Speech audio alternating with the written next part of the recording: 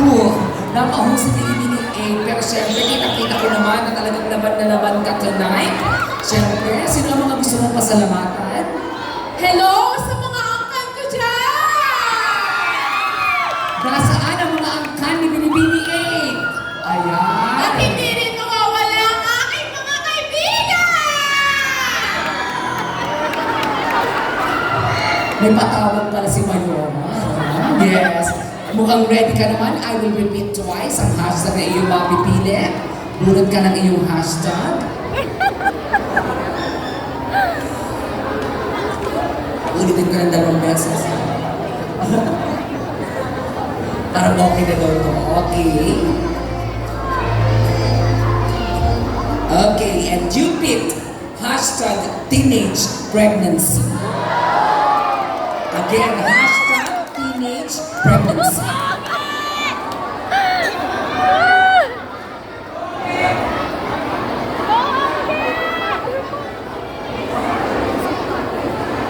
Maraming salamat po sa isang magandang hashtag.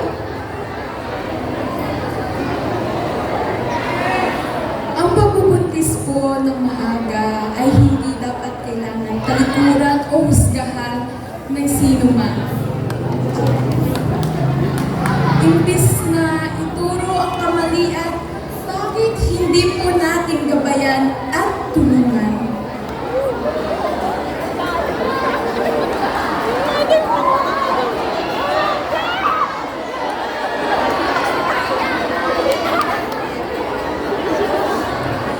Dahil ang ina ko po ay nagbuntis ng maaga.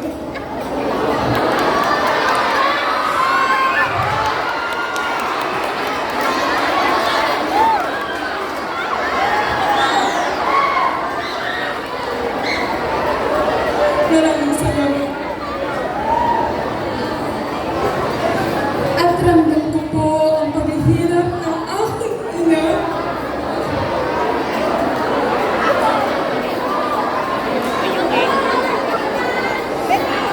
Kaya po ako ay nagpapasalamat sa aking ina.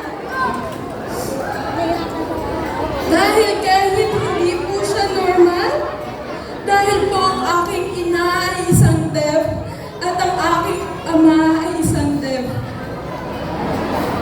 Gumawa po siya ng paraan para po kami ay buhayin.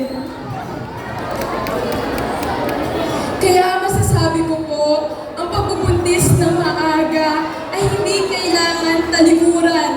Dahil kailangan itong harapin at ituro ang tamang direksyon.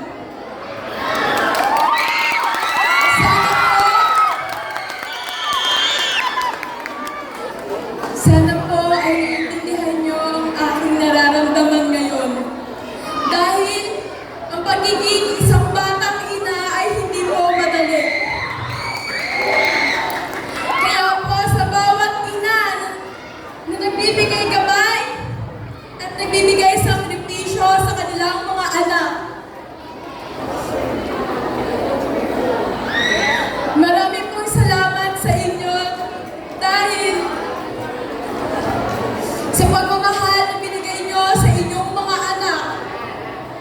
Kahit sila ay pasaway at hindi kayo maintindihan.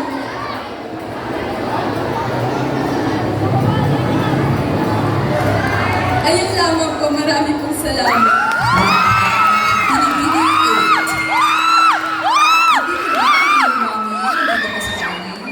Nandiyan pa si Mami.